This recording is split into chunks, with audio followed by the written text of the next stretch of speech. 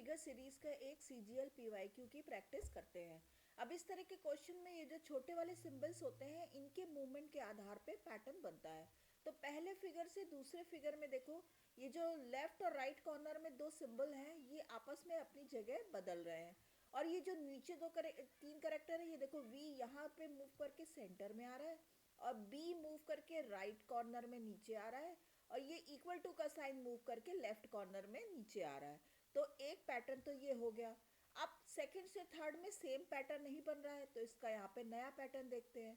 यहाँ पे देखो क्या हो रहा है, ये इक्वल टू साइन मूव करके सेंटर में आ रहा है, वी मूव करके ऊपर राइट में आ रहा है, यहाँ 8 मूव करके नीचे राइट में आ रहा है और ये जो बी है ये मूव करके इधर लेफ्ट नीचे राइट में आ रहा है। और ये जो लेफ्ट साइड में ऊपर के लिखा है ये इसकी जगह पर कोई नया करेक्टर रिप्लेस कर रहा है।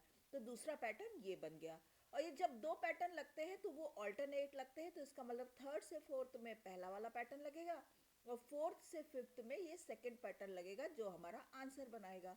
तो ये पैटर्न क्या कर रहा है कि यहाँ पर 8 जो है वो मूव करके सेंटर में आ रहा है, बी मूव करके ऊपर राइट में आ जाएगा, सी मूव करके नीचे राइट में आ जाएगा और इक्वल टू का साइन मूव करके ये लेफ्ट कॉर्नर में नीचे आ जाएगा।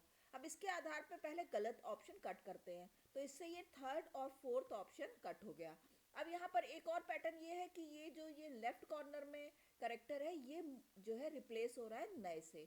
अब यहाँ पर तो देखो इस ऑप्शन में ये V है जो कि यहाँ पे ऑलरेडी दे रखा है फोर्थ वाले फिगर में, तो इसका मतलब ये वाला ऑप्शन भी गलत हो गया।